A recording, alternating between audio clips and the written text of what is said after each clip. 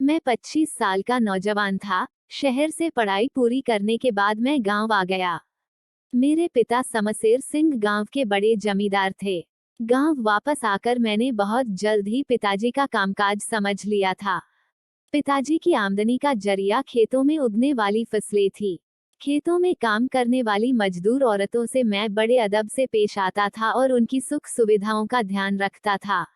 एक दिन मेरे खास गुर्गे सागर ने दबी जबान से मजदूरों पर इस मेहरबानी की वजह पूछी तो बदले में मैं सिर्फ मुस्कुरा कर रह गया था।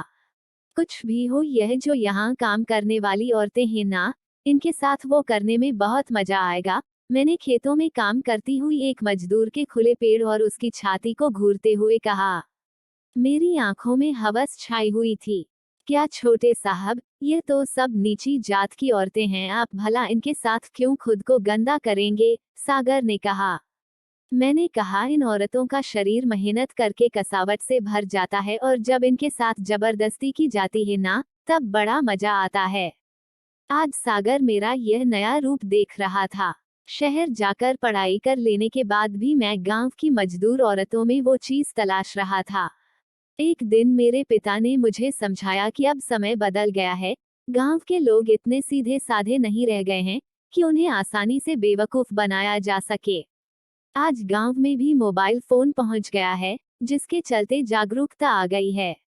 इसलिए बहुत जरूरी है कि गांव की जनता को दबाकर नहीं बल्कि उन्हें अपनेपन के दिखावे से जीता जाए। पिताजी की बात मुझको समझ में आ गई थी, इसलिए मैंने इस गांव के लोगों के दिलों में अपनी जगह बनानी शुरू कर दी और इस काम के लिए सोशल मीडिया को हथियार बनाया। मैं गांव के बड़े बुजुर्गों को जरूरत की चीजें दान में देता और सोशल मीडिया पर अपनी दानवीरता के फोटो डालकर प्रचार प्रसार करता था। सर्दियों के दिन थे, मैं अपनी गाड़ी में बैठकर शहर की ओर जा रहा था। इतने में मेरी नजर गांव की एक लड़की किरण पर पड़ी जो अपनी बकरी के पीछे पीछे दौड़ रही थी। किरण की छाती पर कोई भी दुपट्टा नहीं था, उसका कुर्ता भी उसके सीने से चिपक गया था, जिससे उसकी गोला साफ दिख रही थी। मेरी गंदी नजर किरण की छाती पर अटक कर रह गई।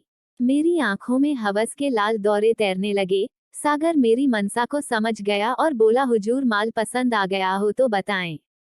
मैं सागर की तरफ देखकर कुटिलता से मुस्कुराने लगा। फिर क्या था, गाड़ी चलाते हुए सागर ने किरण की तरफ बढ़ा दी और उसके पास पहुंचते ही गाड़ी रोककर सागर ने किरण को गाड़ी के अंदर घसीट लिया। किरण घबरा गई थी, पर सागर के आगे सिर्फ हाथ पैर पटक कर ही रह गई। सागर ने उसे कार की पिछली सीट पर पटक दिया, जहां पर मैं उसे ललचा नजरों से घूर रहा था। मैं किरण के भीगे बदन को अपने होठों से चाटने लगा और उसके कपड़ों को खींचने की कोशिश करने लगा। किरण ने बचने की बहुत कोशिश की, पर मैं उसके शरीर में प्रवेश कर चुका था।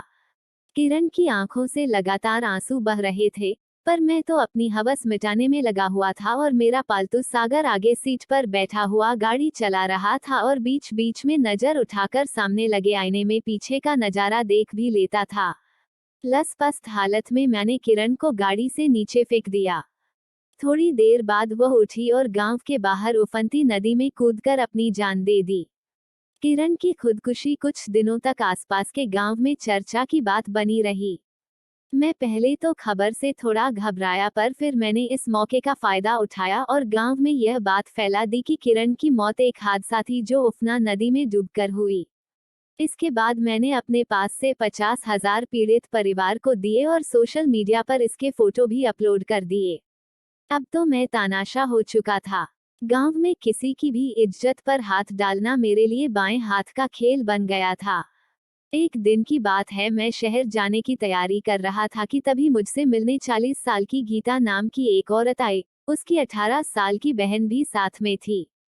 मैंने उन दोनों का हाथ जोड़कर स्वागत किया और ड्राइंग रूम में बिठाकर आने की वजह पूछी, तो गीता ने बताया कि वह कमजोर और बेरोजगार औरतों को अपने पैरों पर खड़ा होना सिखाती है। इसके लिए वो उन्हें उद्योग लगाने की ट्रेनिंग भी देती है और उसके बाद अगर 10-12 औरतें मिलकर इस काम को उद्योग की शक्ल देना चाहे तो वह उन्हें सरकार से लोन भी दिलवाने में मदद करती है। कान तो गीता की बातें सुन रहे थे, पर मेरी आंखें लगातार गीता के जिस्म पर घूम रही थी और बीच बीच में मैं उसके कमसन बहन की जवानी को भी तौल रहा था। मैं सोचने लगा कि यह गीता तो काम की औरत है। मैंने गीता को अपने गांव की औरतों को काम सिखाने की रजामंदी दे दी और उनके रहने का इंतजाम अपनी हवेली के गेस्ट रूम में करा दिया। अगले दिन से ही गीता ने गांव की औरतों से मिलना और उन्हें काम के बारे में बताना शुरू किया। बाहर से आई गीता के समझाने का अंदाज गांव की औरतों को बहुत पसंद आया और वे उन्हें सहयोग करने के लिए राजी हो गई। मुझको गीता के काम चलने या ना चलने से कोई मतलब नहीं था, बल्कि मेरी हवस भरी नजर तो गीता की छोटी बहन रश्मि पर थी। रश्मि अपने उम्र के बाकी लड़के लड़कियों की तरह उसे भी अपने मोबाइल फोन से बहुत प्यारा था। वह गांव में मोबाइल के कैमरे से फोटो और वीडियो बनाया करती थी। एक दिन मैं रश्मि के पास पहुंचा और मोबाइल फोन से वीडियो बनाने का राज पूछा, तो रश्मि ने बताया, मैं अच्छी लोकेशन की रील्स बनाती हूँ, जिन्हें बाद में मैं अपने सोशल मीडिया अकाउंट पर अपलोड करती हूँ। सोशल मीडिया तो मैं भी इस्तेमाल करता हूँ और मैं भी जानता हूँ कि यह रील्स बनाने के लिए तुम्हें अच्छी लोकेशन चाहिए। मैंने रश्मि के लिए जाल बिछाना शुरू कर दिया था और रश्मि उसमें फंस भी गई थी।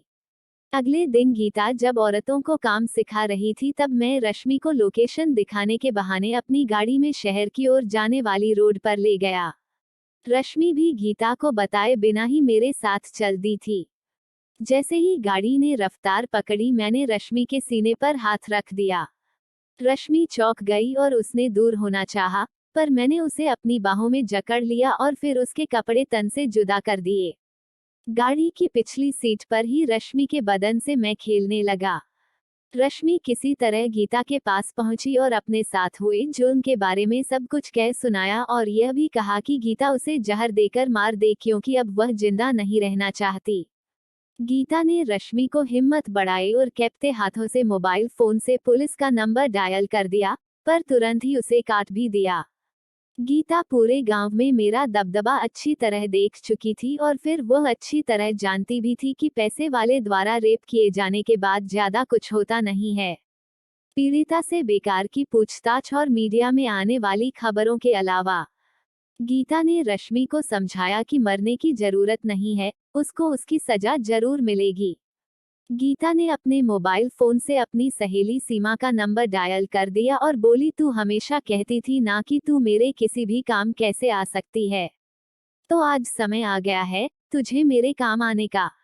फिर गीता ने सीमा को अपने इस गांव में आने तक की कहानी बताने के साथ साथ उसे यहाँ आने का न्योता भी दे दिया। अगले दिन गीता के साथ एक लड़की मेरी कोठी में दाखिल हुई। उस लड़की की उम्र 22 साल के आसपास थी। गुलाबी टी शर्ट और नीली जीन्स में उसके शरीर के सभी उभार और भी आकर्षक लग रहे थे। मैंने गीता के साथ एक नई लड़की को देखा तो फौरन आगे पहुंचकर उनकी आवभगत में लग गया।